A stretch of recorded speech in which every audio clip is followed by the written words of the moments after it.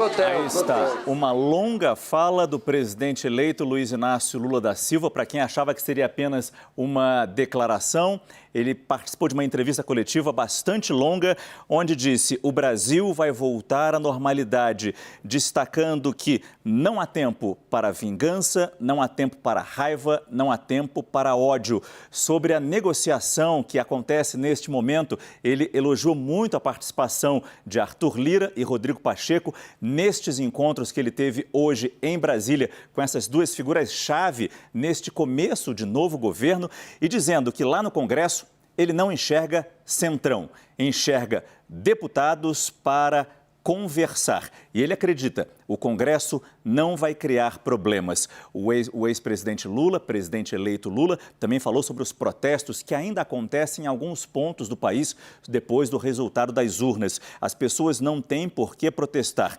até porque a diferença na votação entre ele e Bolsonaro, segundo Lula, teria sido menor do que merecíamos.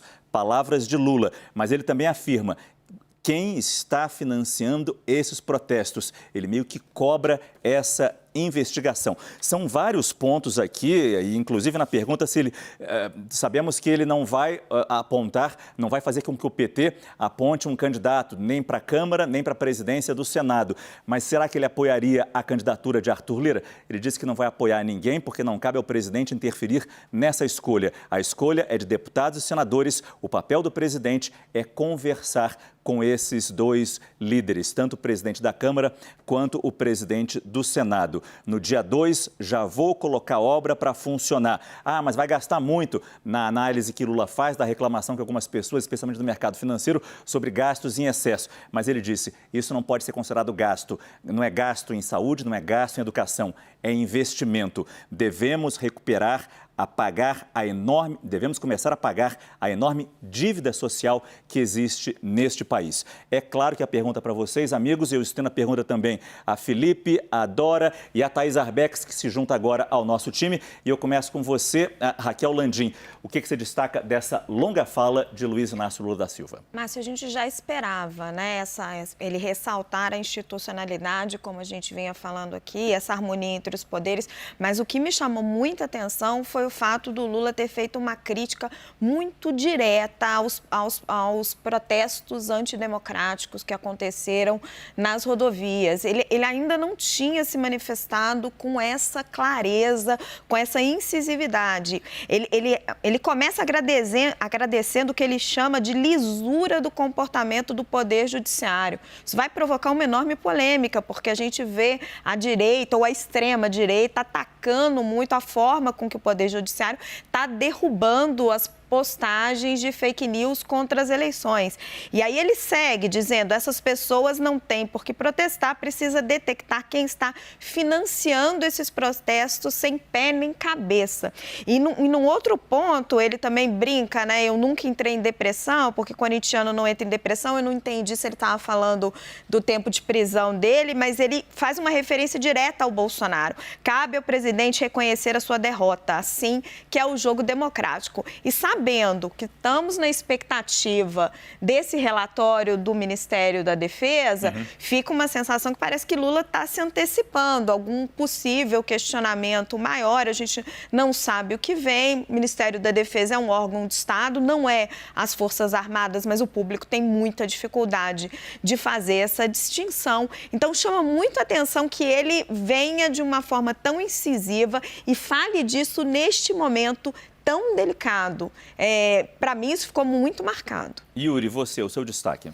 Eu acho, vou seguir um pouco nisso que a Raquel colocou, e vale lembrar que ontem o ministro Alexandre de Moraes recebeu chefes de 3 estados do Ministério Público Estadual, daqui de São Paulo, Mário Sarrubo, de Santa Catarina, de Mato Grosso, justamente falando do quanto os ministérios públicos estão vendo ações orquestradas, organizadas, financiadas e estão fazendo essa investigação. Quer dizer, não é por acaso Lula fazer menção a essa necessidade de se investigar o quanto esses protestos que ele chamou sem pé nem cabeça, que bloqueiam estradas, que pedem intervenção federal que não existe, enfim, é um eufemismo para pedir uma ruptura, um golpe, o quanto pede para isso ser investigado pelo judiciário. E aí, acho que mais importante dessa fala dele sobre o judiciário, lembrar que alguém que ficou 580 dias preso, cujo partido fez uma série de ataques ao judiciário por causa da Operação Lava Jato, depois fazer esse gesto em direção ao judiciário. Tem um gesto político importante. Mas eu acho que aí não desdizendo, mas eu tinha mencionado, quando você me perguntou das 3 reuniões, o quanto essa reunião do Supremo, por esse gesto com o judiciário era importante, mas o gesto político que ele faz agora em direção a Arthur Lira e Rodrigo Pacheco, ao deixar muito claro da palavra dele, de que não quer interferir nas eleições de ambos, deixando esse caminho para Arthur Lira livre para ele buscar a reeleição. Isso tem, do ponto de vista aí da relação executivo-legislativo, de política, um gesto muito concreto e importante para fazer andar toda essa discussão da PEC da transição e começar o governo no ano que vem com um cenário não tão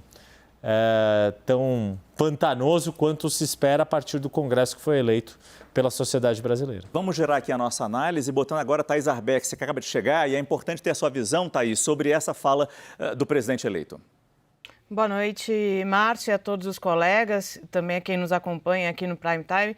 Márcio, uma fala que teve vários acenos para todos os poderes. Teve aceno para o Legislativo, teve aceno importante para o Judiciário, teve aceno específico para o Tribunal Superior Eleitoral, muito nessa linha do que já vinham dizendo os aliados do presidente eleito Luiz Inácio Lula da Silva sobre como ele quer conduzir o seu terceiro mandato no Palácio do Planalto.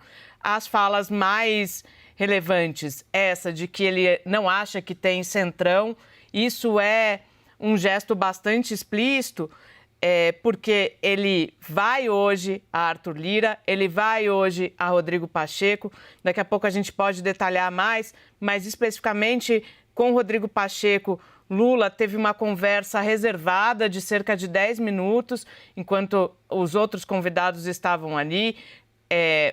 Segundo os relatos, foi uma conversa em que sim se tratou da presidência do Senado. Então, Lula vem numa postura de tentar atrair essas pessoas para a sua base de apoio e faz isso no momento em que ele mais precisa. Ele precisa que essa proposta de emenda à Constituição, como me parece que será o caminho, e todos estão dizendo que será, para abrir o espaço no orçamento. Então, faz um gesto ali, faz um gesto sobre a urna eletrônica.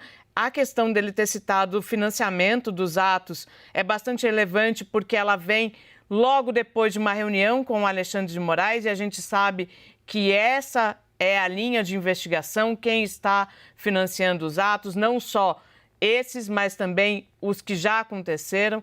Então, acho que Lula faz ali um resumo do que foi o seu dia, depois de ter, do que foram as fotos que a gente viu no dia, né? Depois de ter visto as imagens de acenos, ele transforma essas imagens ali num discurso na porta do Tribunal Superior Eleitoral. Obrigado, Thaís. Obrigado, Thaís. E você, Dora, como você viu essa fala do presidente eleito? Bom, eu tenho os seguintes destaques. Bom, primeiro, quando ele marca essa diferença, fazendo esse périplo institucional, ele finaliza dando uma entrevista coletiva, faz um gesto também, marca a diferença no tratamento da imprensa, diz vocês não serão ofendidos, agredidos e tal. Então eu achei bastante simbólico, por isso ele optou por não fazer um pronunciamento e sim dar uma entrevista, faz essa marcação. Outra coisa, não tem mais dúvida, né? Se é PEC, se é TCU, não sei o que, é PEC. O presidente eleito falou em PEC como caminho para arrumar aquele dinheiro que falta para o auxílio e para a recuperação de algumas políticas sociais. Então, eu acho que aí o PT, tem gente do PT que é contra, no MDB também, mas acho que ele já dirimiu a dúvida. Com relação ao Centrão, interessante, né? Ele retira, quando ele diz eu não enxergo o Centrão, o que ele quer? Ele quer retirar o sentido pejorativo da palavra Centrão. eu não isolo, eu considero deputados e senadores, todo mundo aqui é deputado e senador igual. Isso aí foi bastante interessante. E quando ele diz que não vai interferir na eleição, quer dizer, não vai apoiar, quando ele não retira apoio, não vai disputar a presidência da Câmara, ele, na prática, está apoiando o Arthur Lira, tá? É isso, essa é a leitura. E o presidente eleito não faz isso porque queira, mas porque não pode fazer diferente, não dá para enfrentar. Às vezes que ele enfrentou, uma vez elegeu o Severino Cavalcante, que ele até citou, e na outra vez elegeu o Eduardo Cunha, quando o PT quis enfrentar. E principalmente agora com essa configuração do Congresso. Na questão do gasto, eu fiquei assim, a amiga Thaís, que entende aí do riscado, que vai gostaria que ela fizesse, como será que as pessoas, eu não vou chamar de mercado, mas aí da economia encaram isso? Como é que ele vai compatibilizar a situação fiscal delicada com essa intenção de gastar, chamando de investimento?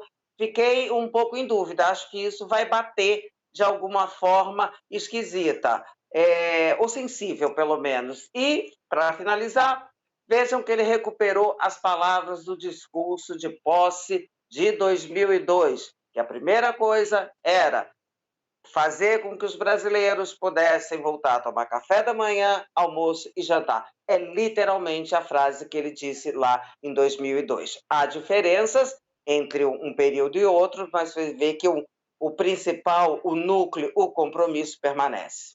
Muito obrigado, Dora Kramer.